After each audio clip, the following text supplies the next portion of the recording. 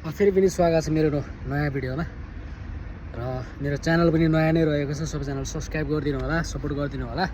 नयाँ च्यानललाई चाहिँ एकदम ग्रो गर्नु पर्यो हैन। र आज चाहिँ फाइनली म यहाँ नयाँ कम्पनीमा जोइन भइसकेको छु र मेरो भोलिदेखि ड्युटी रहेको छ। फाइनली हाम्रो यहाँ क्याम्प चाहिँ रहेको छ DIP 2 मा हैन। अन्त काम गर्ने कम्पनी चाहिँ उता DIP 1 मा रहेको छ र आज फाइनली कम्प्लिट भइसकेको छ प्रोसेस। मलाई चाहिँ एकदम डर लागिरहेको थियो, काम पाउँछ कि पाउँदैन हैन, हामीले अब जोइन गर्न पाउँछ कि पाउँदैन भनेर एकदम डर भइरहेको थियो। प्रोसेसिङ एकदमै लामो भएको थियो हैन, लगभग 2-2.5 महिना लागेको छ यो प्रोसेसिङले र आज कम्प्लिट भइसकेको छ।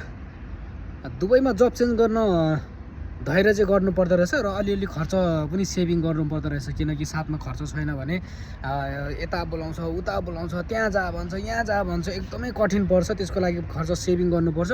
हुन त मैले नि अलिअलि सेभिङ चाहिँ गरेर राखेको नै थियो, तर चोर लाग्यो भनौँ, रुमकै साथीभाइहरूले गडबडी गरेर मेरो पैसा लुटिदियो हैन। मैले अब खोजी कार्य पनि गरेन, किनकि अब नदेखेको कुरा कसलाई इल्जाम लाउने, कसलाई दोष लाउने, कसलाई चोर लाउने हैन। भन्छन् नि एउटा कथा, आफ्नो थैली दरो कस्नु, अर्काले चोर नलाउनु भन्छ नि। मेरो पनि त्यही हालत भएको छ हैन। केही छैन त्यसमा, केही दुःख मन छैन, खासै धेरै पनि हराएन, अलिअलि हराए, नयाँ साल अब केही छैन। दुःख त दुःख लागिरहेछ। मेरो त्यति पैसाले मेरो खर्च पनि टार्नु त हैन, समस्या टारिन्थ्यो। आज यहाँसम्म आइपुग्ने खर्च मेरो मजाले थियो। अहिले यहाँसम्म आउनको लागि मैले साथीभाइहरूसँग मागेर चलाइरहेको छु।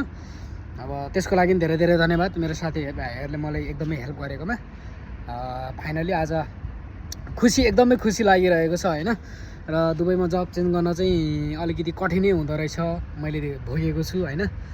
एकदमै गाह्रो भइरहेको छ हैन, हुँदो रहेछ। र आज त्यो गाह्रो काम पनि पार गरेर आइसकेको छु।